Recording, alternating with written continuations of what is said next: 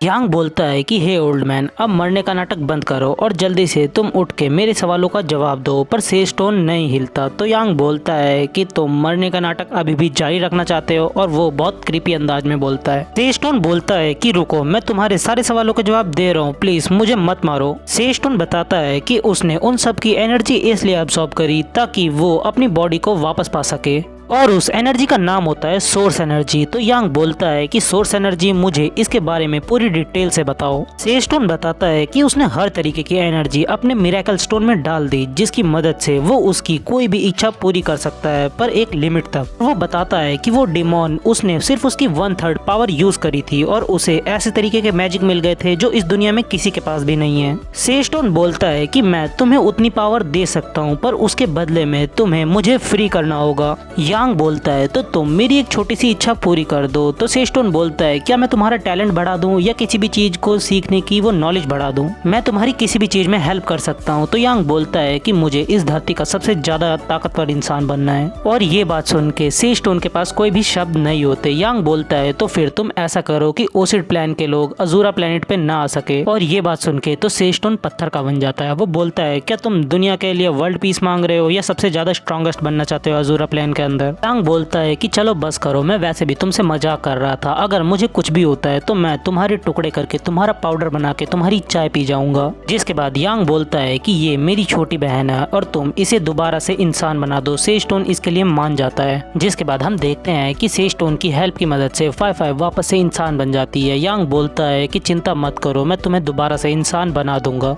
हम देखते हैं कि इस बार इस प्रोसेस के अंदर कोई भी गलती नहीं होती। जिसके बाद 5-5 वापस इंसान बन जाती है और उसके बाल दोबारा से ब्लॉन्ड हो जाते हैं। पर जिसके बाद 5-5 बेहोश हो जाती है। तो यांग बोलता है सेस्टोन से कि आखिर इसे क्या हुआ। सेस्टोन बताता है कि उसने डीप ब्लू के पार्टिकल्स निकाल दिए हैं और इसके अंदर काफी ज्यादा उसकी एनर्जी लगी है, पर चिंता करने की कोई भी बात नहीं है, वो सिर्फ अभी थोड़ी देर सो रही है। यांग बोलता है 5-5 तुम्हारे भाई की इच्छा तो पूरी हो गई, पर मेरे पास अभी भी एक बहुत लंबा रास्ता है जिस पे मुझे चलना है। मुझे डीप ब्लू के लोगों और ओसिड प्लान के लोगों से बदला लेना है, नहीं तो ये ह्यूमैनिटी कभी भी खुश नहीं रह पाएगी। सेस्टोन बोलता है कि मैंने तुम्हारी बहन को वापस से इंसान बना दिया अपनी 1/3 पावर यूज करके, क्या अब ये बारी नहीं है कि तुम मुझे जाने दो। यांग बोलता है तो क्या सच में तुमने अपनी 1/3 पावर यूज की है। तो सेस्टोन बोलता है कि हम इंसानों जैसे झूठे नहीं होते, हम मिरेकल स्टोन हमेशा सच बोलते हैं। और उन डीप ब्लू के पार्टिकल्स निकालने में उसकी काफी ज्यादा एनर्जी चली जाती है। तभी सेस्टोन कुछ अजीब नोटिस करता है। हम देखते हैं कि यांग ने उसे बहुत तेजी से पकड़ लिया होता है। वो उसके बाद अपनी इच्छा मांगने लगता है। यांग अपनी इच्छा मांगता है कि वो हर तरीके के लॉ सीख सके, और मेरा मतलब इस लॉ से नहीं है।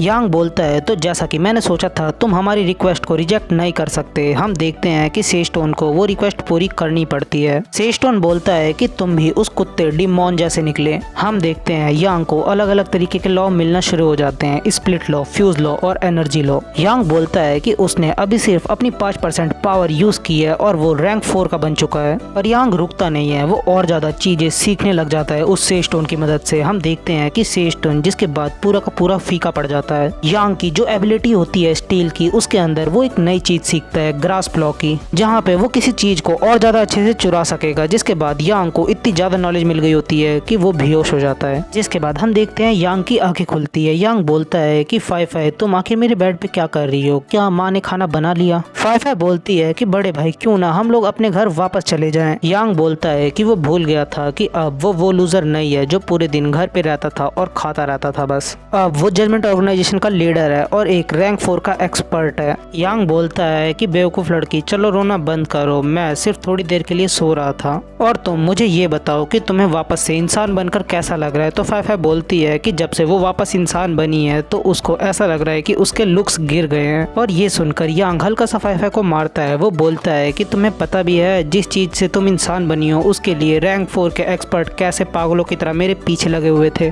5-5 बोलती है तो इसका मतलब बड़े भाई आप भी रैंक 4 के एक्सपर्ट बन चुके हो। यांग बोलता है कि अगर वो साफ शब्दों में बताए तो वो अभी रैंक 4 का एक्सपर्ट नहीं बना है। यांग बताता है जो उसकी स्टील एबिलिटी है वो एबिलिटी ऑफ के धागों को नहीं चुरा पाते, जिसकी वजह से वो रैंक 4 का एक्सपर्ट नहीं बन पा रहा। 5-5 बोलती है तो रैंक 3 और रैंक 4 में आखिर क्या डिफरेंस है। यांग बताता है कि 1 से लेकर रैंक 3 के लोग सिर्फ सॉफ्टवेयर इस्तेमाल करना जानते हैं, और रैंक 4 के एक्सपर्ट्स की पावर काफी ज्यादा बाहर होती है हद से उनके, जिसकी मदद से वो हार्डवेयर भी यूज कर पाते हैं उसका। और इसका मतलब ये एक सेल्फ चीट जैसा है, यानी कि रैंक 3 के लोग रैंक 4 को कभी भी नहीं हरा सकेंगे। जिसके बाद यांग सेस्टोन की तरफ देखता है जो कि पूरी तरीके से ट्रांसपेरेंट हो गया होता है। सेस्टोन अपनी धीमी आवाज में बोलता है कि यांगजी बास्टर्ड, मुझे तुमसे कुछ बात करनी है। यांग बोलता है चलो बताओ तुम्हें मुझसे क्या बात करनी है, इस कमरे में अब सिर्फ हम दोनों ही हैं। सेस्टोन बोलता है यांगजी तुम बास्टर्ड, तुमने मेरी सारी एनर्जी यूज कर ली, तुमने उसका एक कतरा भी नहीं छोड़ा और अब मैं तुम्हें काट लूंगा जिसके बाद तुम मर जाओगे। यांग सेस्टोन के माथे पे अपना हाथ रखता है। वो बोलता है कि अगर तुम गायब नहीं होना चाहते तो मेरे संग क्लाउड पीक पैलेस चलो, जिसके बाद बाकी की बात हम वहीं पे करेंगे। और हाँ, जब तक मैं नहीं मरूंगा तो मेरे संग तुम भी नहीं मरोगे। जिसके बाद वो उसकी सोर्स एनर्जी और कॉन्शियसनेस को ले लेता है। हम देखते हैं जैसे यांग उसकी कॉन्शियसनेस को अब्सॉर्ब करता है, सेस्टोन 2 टुकड़ों में बढ़ जाता है। जिसके बाद वो बिखर के उस जगह से चला जाता है। जिसके बाद सीन शिफ्ट होता है, हमें दिखाया जाता है क्लाउड पीक पैलेस का सीन, जहाँ पे यांग बोलता है कि ओल्ड मैन मैं तुम्हें कुछ चीजें दूंगा और उसके संग मैं तुम्हें फ्रीडम भी दूंगा। सेस्टोन बोलता है कि आखिर तुम मुझे किस तरीके की चीज देने वाले हो। यांग बोलता है कि तुम एक पोजीशन चूज कर सकते हो, dragon, white tiger, black turtle या क्विलिन की। जिसके बाद मैं तुम्हें किसी भी तरीके से एक बॉडी दे दूंगा और तुम उसके संग इस वर्ल्ड में कहीं पे भी जा सकोगे। सेस्टोन बोलता है तो क्या तुम सच बोल रहे हो। यांग बोलता है कि मैं जजमेंट का लीडर हूँ, आखिर मैं तुमसे झूठ क्यों बोलूंगा। सेस्टोन बोलता है कि जजमेंट का लीडर, जिसके बाद उसकी इमेज काफी ज्यादा बड़ी हो जाती है। सेस्टोन बोलता है कि ये बच्चा काफी ज्यादा चालाक है और फ्यूचर में इसके पास ऐसी ताकतें होंगी जिसने कभी भी उसके बारे में सोचा भी नहीं होगा, और अगर मैं इसका साथ देता हूँ तो वो बुरी चीज नहीं होगी। सेस्टोन बोलता है कि अब से मैं भूल जाऊंगा कि मैं कभी भी एक सेस्टोन था और हाँ, मैं ब्लैक टर्टल को चुनता हूँ। यांग बोलता है तो ठीक है। जिसके बाद वो सेस्टोन को एक कॉस्ट्यूम दे देता है। सेस्टोन वहाँ से चला जाता है। यांग बोलता है कि अब मैं अपने काम कर सकता हूँ। नेक्स्ट सीन में हमें दिखाया जाता है यांग व्हाइट स्नेक स्वॉर्ड्स मास्टर की बॉडी के पास आता है। वो बोलता है कि मैं तुम्हारी बॉडी को रिसर्च के लिए यूज करूंगा, क्योंकि मैं इसे अच्छे काम के लिए यूज करूंगा जिससे ह्यूमैनिटी का भला होगा। और मुझे पता है कि अगर तुम जिंदा होते तो तुम भी इस बात के लिए एग्री करते। तुम ओसिड प्लान के हुए तो क्या हुआ, मुझे पता है कि तुम एक अच्छे इंसान हो। जिसके बाद यांग उसकी एबिलिटी ऑर्ब को चुरा लेता है। हम देखते हैं जो रैंक 4 का एबिलिटी ऑर्ब होता है वो काफी ज्यादा डिफरेंट होता है, जहाँ पे यांग देखता है कि व्हाइट स्नेक स्वॉर्ड्स मास्टर की एबिलिटी ऑर्ब के संग वो उसका लॉ भी चुरा लेता है और वो उस नई चीज को नाम देता है लॉ चेन का। जिसके बाद वो उसे अब्सॉर्ब करता है, पर उसे इसमें काफी ज्यादा तकलीफ होती है क्योंकि उसने वो नॉलेज खुद नहीं सीखी होती। वो फोर्सफुली अपने अंदर उस चीज को डाल रहा होता है और उसकी बॉडी ये सह नहीं पाती और वो सारी नॉलेज और एक्सपीरियंस को एक बार में अपने अंदर डालने की कोशिश करता है। यांग बोलता है कि जैसा कि मैंने सोचा था कि रैंक 4 के एबिलिटी यूजर्स इतनी आराम से नहीं बन सकते। जिसके बाद वो उस एबिलिटी जीन को डिसमेंटल करने की कोशिश करता है, पर हम देखते हैं इस बार कुछ अलग होता है। वो डिसमेंटल होने के बाद डार्क एनर्जी नहीं बनता बल्कि लॉ फ्रेगमेंट्स बन जाते हैं। जिसके बाद यांग उन सारे लॉ फ्रेगमेंट्स को अब्सॉर्ब करता है। वो बोलता है कि इतने सारे लॉ को सीखने के बाद और अब्सॉर्ब करने के बाद उसे काफी ज्यादा अच्छा महसूस हो रहा है। और यांग को इस बार एक अलग तरीके का एबिलिटी ऑर्ब मिलता है जिसका नाम होता है इथरल वर्ल्ड क्यूब एबिलिटी ऑर्ब।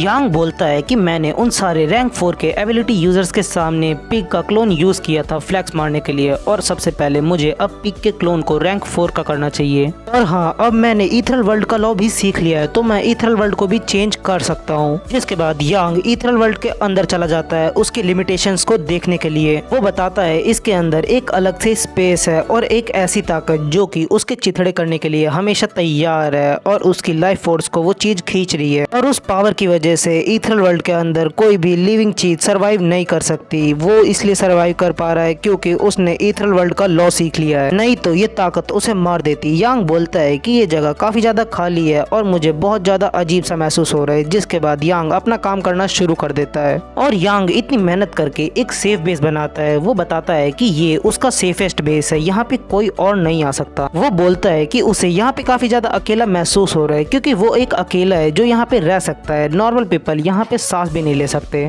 पर कैसा होगा कि अगर मैं एक स्ट्रॉन्ग एबिलिटी यूजर को यहाँ पे डाल देता हूँ तो ये एक अल्टीमेट स्किल बन जाएगी और अब उसे किसी ऐसे एनिमी को ढूंढना चाहिए जिस पर वो इस चीज को ट्राई कर सके।